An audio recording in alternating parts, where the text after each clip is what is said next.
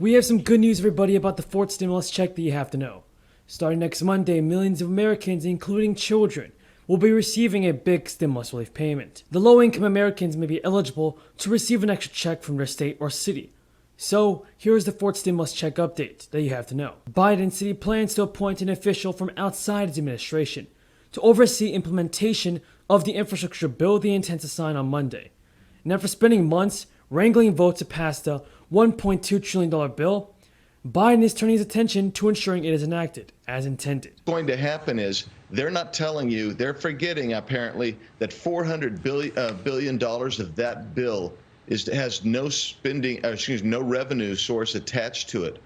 And then you're going to throw that out there and further devalue our money, and that's inflationary pressure all over the place. And you're getting basically a pittance of what you should be getting traditional infrastructure spending. And there were 3 Republican bills that would have addressed both those issues.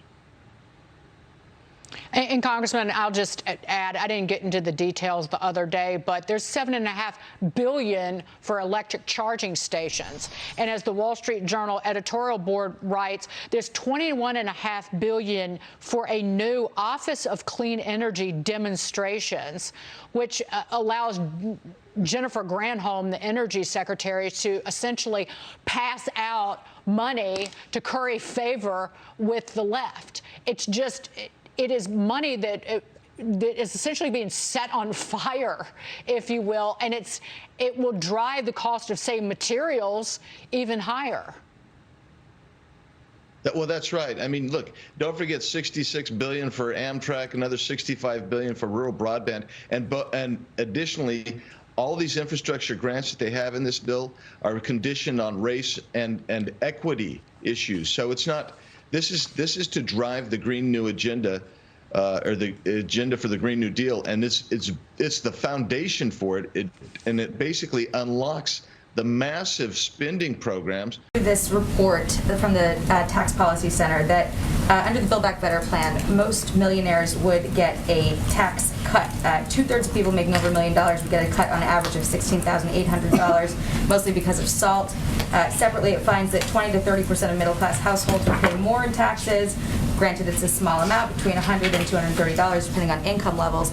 But how does the White House frame this reconciliation plan as a tax cut for the middle class paid for by the rich when this analysis is showing the opposite? It actually doesn't. Just to give a little bit more context of what the report showed, it also showed that the average family with children making $75,000 to $100,000 per year will get an income tax cut of about $2,230. It also showed the average.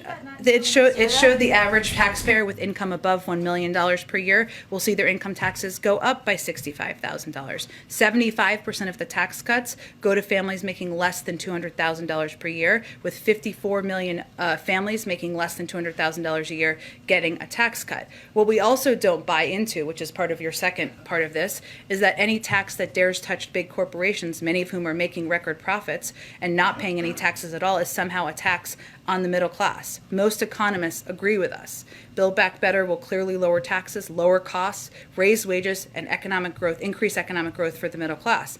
The strategy, and just look at the 2017 tax cuts. That was argued at the time that giving tax cuts to big corporations would trickle down to lower income people. It didn't. None of that happened.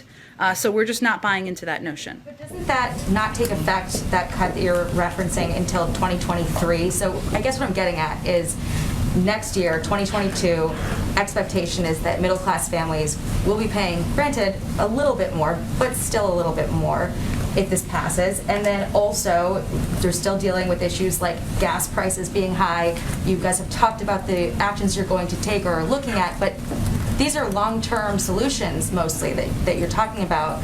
So what will be done in the immediate future to address the next year? Actually, many of them are short-term. But what is true and is not often out there is that a lot of these pandemic relief programs are ending. Right, are ending. So if you look at the spending, I don't really have a graph right now, I'm kind of making a fake one, but if you look at the spending from pandemic relief, that is going to go down because a lot of those programs are ending. So when people are out there, this isn't your question, but it just made me think of it.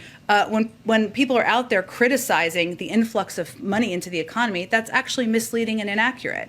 What we're really talking about here is we're ending those programs. The president supports that. There are programs, to your point, like the child tax credit, that if we don't extend the child tax credit, 40 million Americans will no longer get the benefit of the child tax credit. That's an immediate benefit that would be happening. Biden has touted the measure as proof that Democrats and Republicans can work together to improve the lives of Americans. In fact, Biden invited Republicans to join him at the White House for Monday's signing ceremony. And the president and other Democrats hope to use the popular benefits in the plan, like improving roads and bridges, expanding internet, to make their case in the next year's election. Now, many Americans, including more than 2.95 million petition signers, are urging Congress to send out another payment.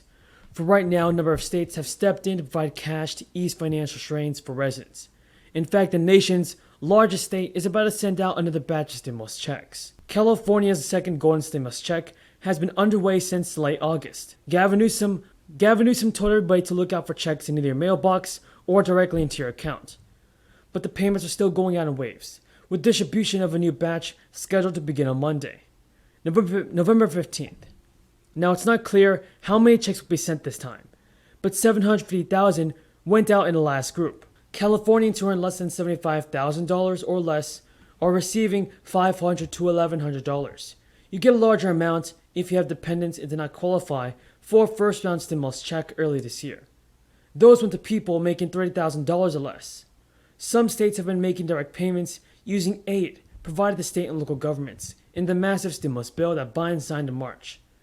But not California, which instead has been tapping a massive state budget surplus, created by the rising stock market and other factors. In recognition of the special difficulties teachers have faced that while navigating their way through the crisis, Florida has been handing out checks to its educators. The Sunshine State also is paying first responders, and up to $1,000 as a thank you for the sacrifices that they've made through the crisis. Plus, New Mexico's stimulus program devoted $5 million to helping low-income residents who were not eligible for federal stimulus checks. In August, more than 4,000 households received up to $750 in emergency financial assistance. But the state still had $1.4 million of its pot of relief money left over. And a bill passed in the state of Tennessee is going to provide teachers with hazard pay for making it through the worst of the crisis. Lawmakers had originally proposed a 2% raise for educators, but they ultimately replaced it with a one-time $1,000 check. In the latest round of the monthly child tax credit is scheduled to be distributed to tens of millions of families on Monday. It could be the next to last one unless Congress acts. More than $15 billion was sent to families of roughly 61 million children last month. And according to the Treasury Department, eligible households have received a total of more than $61 billion since the first monthly payment in July. The agency also recently added a feature to its child tax credit portal that allows families and parents to update their estimated income for this year.